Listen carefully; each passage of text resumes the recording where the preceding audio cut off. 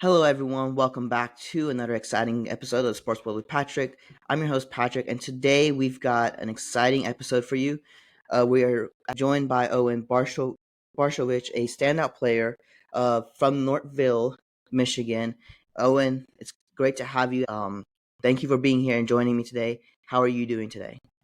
Yeah, thanks for having me. I'm doing pretty good, so here we are.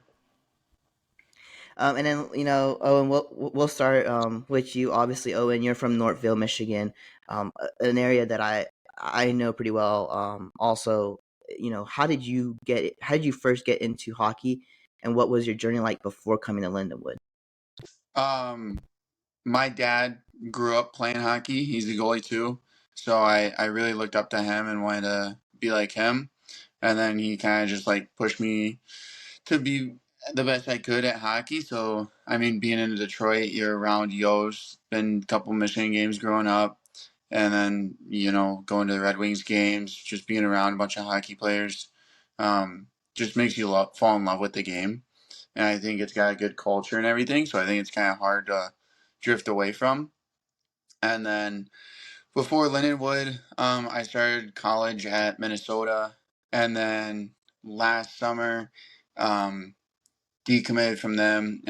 I committed to Western, went to campus there. I was there for like a month or so. Then they decommitted me, and I ended up going to Lindenwood just kind of late in the summer. Had a couple teams that were willing to talk to me, but Lindenwood was the most appealing, and they wanted me pretty bad. And I've always kind of had that golden rule of go where you're wanted. So I just kind of fell in love with them, liked Mucks, liked all the coaches, liked all the guys. So it's worked out so far.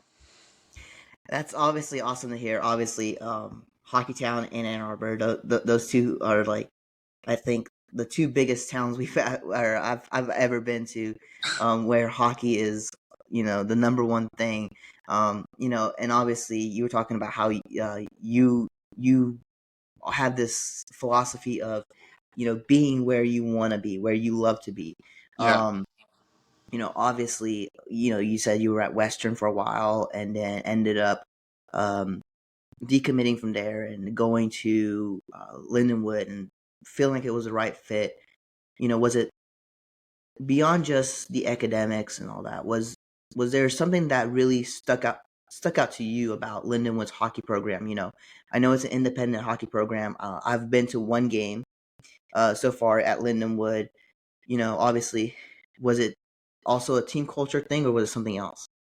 Um, well, I think just like talking to the coaches and talking to Mox, like his philosophy of what he wanted the team to turn into and stuff, I just felt like there was a big gap that I could fill and really help and kind of give the team almost a culture a little bit of character. And I think I there was a space for me to help the team, and I feel like I could really do that and really like provide for the logo. Um, they proved themselves at ACHA, and I think they're trying to make them a name for themselves at D1. And I think it's a great story to have and kind of make a program and kind of go down as like the starters of Lindenwood.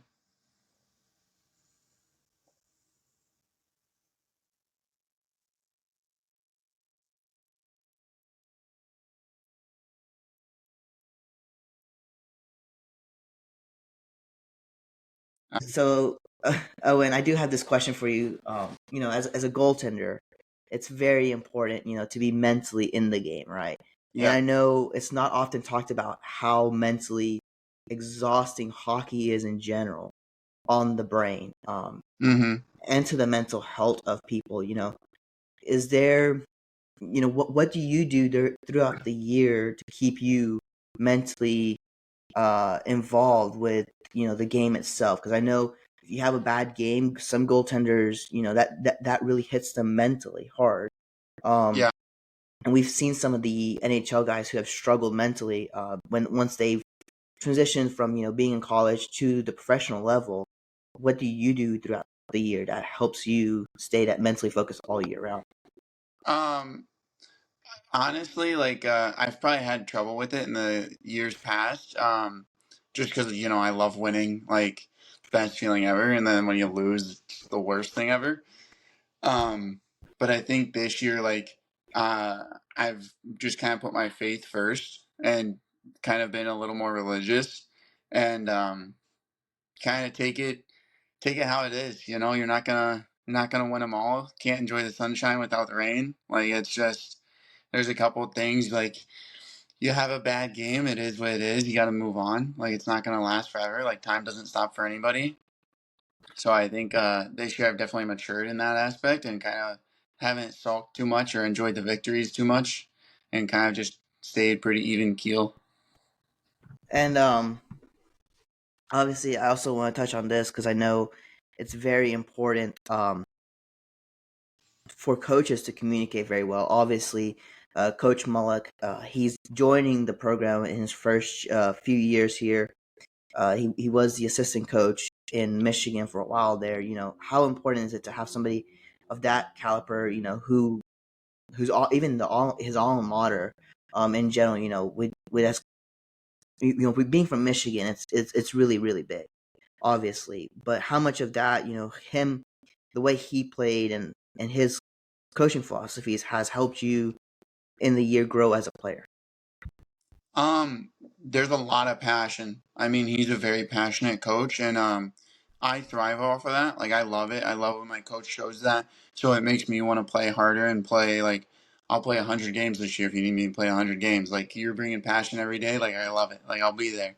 Um, and I mean, he pushes us in practice. Like I think probably the biggest thing is like effort.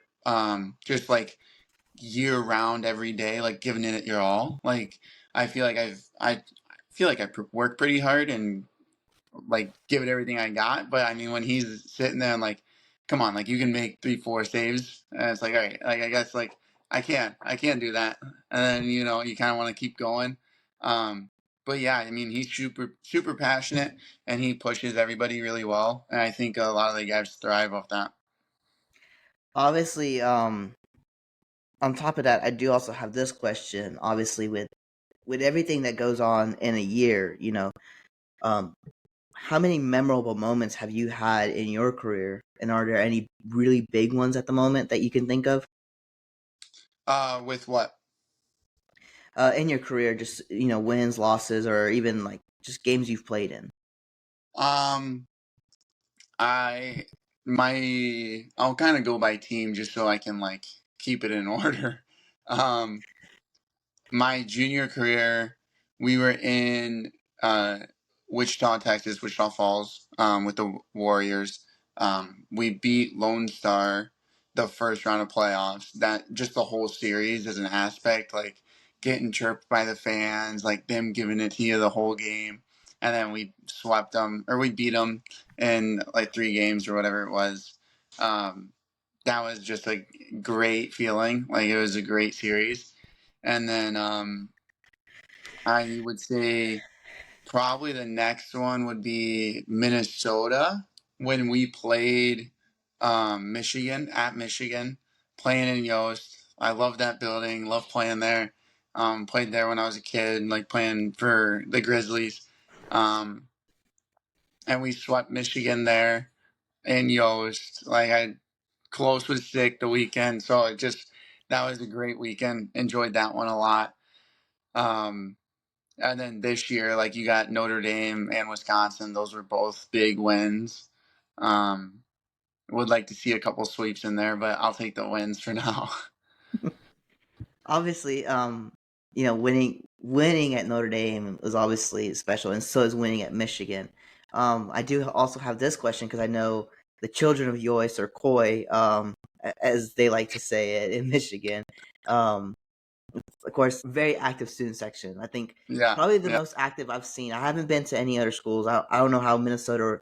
I know at Lindenwood it seemed pretty active, but what was the you know obviously you were playing there. Did you ever get a chance to just or did you ever hear them go like the one chant I know they do is ugly goalie, ugly goalie. Once Yep, the goalie brings up their mask and puts it right back yep. down, they're like, oh, it's over. but obviously they're very active. I love that. I mean, I went to one game in Michigan, and that's forever going to be my favorite game to go to because it's. I mean, it was rocking in there. I mean, Yeah, it no, was it gets crazy. loud. Yeah, no, they did do the ugly goalie chat. I love it. It makes me chuckle. Like anytime like there's a chant or anything, like it just makes me laugh. Um, and then I think they had Humpty Dumpty on the bench for their Bob Motzko, the head coach of Minnesota. And I just think it's like that stuff's just funny to me. Like it's just all jokes. I got to go skate there the day after they played Wisconsin, and I got to see them put Wisconsin Roadkill on the very Hmm. like right behind the Wisconsin bench. That was really great. Yeah. Um, and then obviously, Owen, I do want to ask you this: what makes the bond between your teammates there at Lindenwood so special as a team?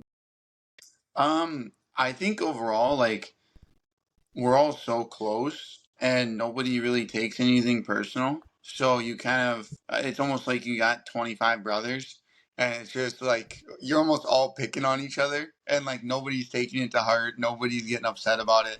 Everybody's enjoying it. So I think it just makes the rink a lot of fun.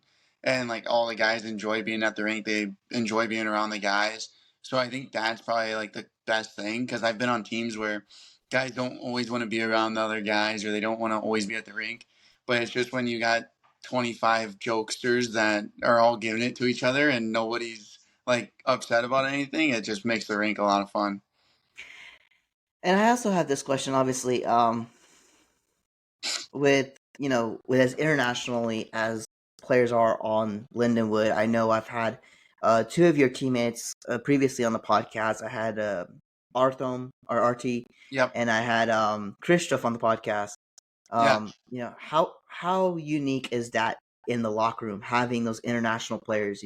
Getting to see their different styles because I know Swedish people in general. Mm-hmm. I've been trying to impress a Swedish girl for a while now.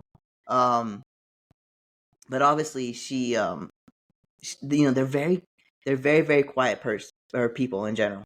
Yeah. Um, and Hungarians sometimes they can or can't be. I know that being having lived in Hungary and having family in Hungary, Mm-hmm. sometimes it's very vocal and all that. But how Yeah. special does that make that lock? How special does it make the locker room? And Um, It's been really good. I mean, Kristoff, like he's almost like the wise older brother. Like he doesn't speak too much. He's not very loud, but when he does talk, like he knows what he's talking about. He's a pretty religious guy and he's really into it. And he kind of knows a lot about the game and really everything. Like I said, the wise older brother. Like he knows pretty much anything and everything. So it's like you got a question. Most of the guys go over to him and talk to him. Artie is hilarious with his accent. Like he cracks everybody up, and he's super passionate. Loves the game. He signed a week or two ago with Rapid City in the East Coast, and we've all been cheering him on. But no, he's great. Like I love being around the guy. Like can be very serious at times, and then he'll like stumble on a word or something, and everybody will crack up. But no, it's been great having those guys. and then obviously I do have this question I also have this question for you, because I know as a student athlete it can be really hard to balance academics and sports because you want to be good on the ice, but you also have to keep that grade to Hmm. be an athlete as a student. How do you manage the pressures of being a student athlete, especially um, being a transfer student and the different ways professors teach at each and every single school. Yeah. Um, it's been really nice at Lindenwood because I switched from kinesiology when I was at Minnesota, which was just exercise science. Like it's pretty much the same thing. Um, and then I switched to business administration when I went to Lindenwood and accounting and everything. Just all the business classes have been really like they've been really enjoyable with all the people that I've met and all. It's a lot of athletes in there, so I kind of know half of them already, so it keeps the classroom kind of light. You know, you can ask everybody questions and everything, and then usually like um, my one teacher, Steve Coleman, he's been great. Like he asks everybody about sports. So pretty much half the time we're in class, he's just asking each person, like, "Oh, how was the weekend? Like, what'd you? Oh, you guys played Alaska? Okay, how would that go? Like, was it beautiful up there?" And then he'll like ask the softball girls, ask the rugby guys. So it's like there goes 20 minutes of class. It's like this class ain't too bad. So obviously you said you were in kinesiology or Yeah, at kinesiology. Minnesota. Yeah. Kinesiology. So how much fun is that major to do when you're a student athlete? I actually really liked it. Like I think that stuff's super interesting. Um, it's a lot of work, and then they have labs on top of it, so it was a little more workload just being as a student. And I mean, you spend 5 6 hours a day at the rink, and then it's like, well, you got 3 hours to study, and it's like there goes my day.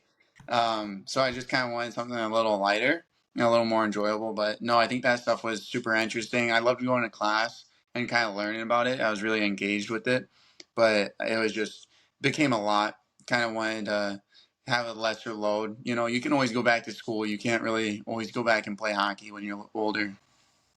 Yeah, and so I have this question: did you ever use like? Because I know some guys they get banged up throughout the year. Did you ever use anything from like class, like jokingly when they were injured or so? Not so much when they were injured, but like stretches and everything. I was like, oh, I have a really good stretch if you need to stretch out your shoulders or anything. And they were like, yeah, yeah, yeah. Like, we'll ask the trainer if we need help. That has to be a really good environment. But I also do have this question. How important for transfer students is it, to be welcomed into programs? Because I know that can be really, really tough because you're going from uh one group to another group, and then on top of that, you're having to learn a completely different playbook because Mm-hmm. the coach is going to coach differently, and so is um the it's very different in how Yeah. coaching is, but it's also very, I feel like, tough on you guys as transfer students who transfer to different schools. Yeah. No, for sure. We had a lot of transfers this year. We had a lot of guys come from different schools, and I think there was kind of a precedent of, you're going to come here, you're going to play our way. Like, you're not going to kind of drift away from how Mux wants guys to play. And I think everybody kind of bought in. Like, I think everybody kind of listened. When you have so many guys pulling the same direction, it kind of helps get the stragglers or who, like, if guys aren't playing as much, it kind of helps them bring them in. And I think early off in the year, we just had so many guys on the same page that there wasn't really any drift away. And I think also, like, everybody hangs out with each other. Everybody messes with each other. I think it's kind of hard for those guys to get separated. I think a couple of guys live in houses and a couple of guys live in the dorm, so we're kind of separated that way, just geologically. But I think overall, like, we're just such a tight group this year, and everybody was so close that it started off really early, and I think it just kind of festered throughout the year where we almost became a family. It seemed like. Oh, and I'm gonna ask you a few really fun questions here. If you weren't playing hockey, what other sport would you be playing? Um, Probably a couple years ago, I probably would have said lacrosse. I loved playing lacrosse growing up, especially in Michigan. It's a beautiful summertime sport. A lot of PLG plays, but I think now I'd probably say golf. Um, Definitely matured a little bit in that aspect. Can't get me off the golf course in the summer. You go train in the morning, get your skate and workout in, and it's like, well, it's 80 degrees out. I'll go to the links. I'll hit a couple of greens. Why not? Um, and then I do also have this question. If you could trade, playing a different position with any other player on the team, who would it be?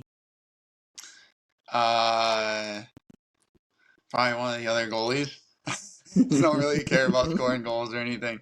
I love stopping pucks, so I'll stay back there. Do you have any like pregame superstitions that you have to follow? I've heard goaltenders are pretty bad on that. Uh, no, nothing too crazy. I started knitting. I think last year, just to kind of waste time and not be on a screen. I guess that's probably the biggest superstition, just not being on a screen very much. I like to limit my screen time on game days. Um, and I guess gummy worms. I have to have a bag of gummy worms before a game. That's probably the weirdest one. I've been doing that for a couple of years now. So And then what's your go-to pregame meal that you have to have before a game?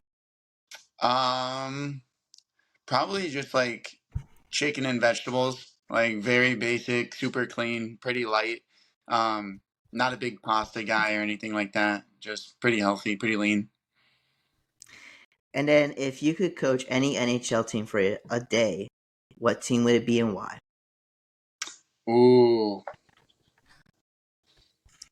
it would probably have to be Pittsburgh Penguins. I grew up watching them. I was a Fleury fan growing up, and just seeing them there.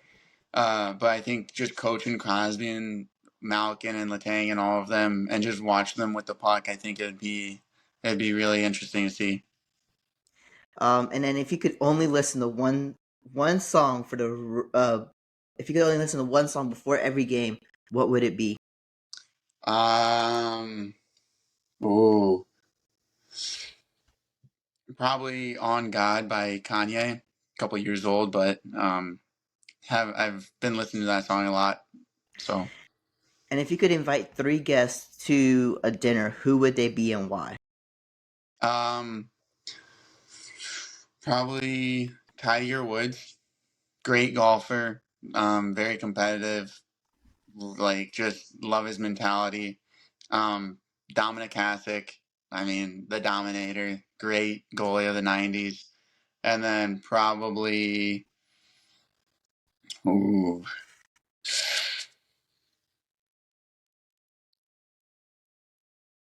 probably Donald Trump. Just for jokes. um, and then obviously, I guess this is a very fun question. So I'm like, what's one thing people don't know about you on or off the ice, Ooh, or would be surprised more so to find out about you? I don't know. Play a lot of video games, I guess. I'm a big gamer, big book reader, kind of a nerd, like a geek a little bit. Yeah, I guess that. Now, do you play PC video games or you play? Both. Um, I have PC and console, so it oh, depends on what the game is.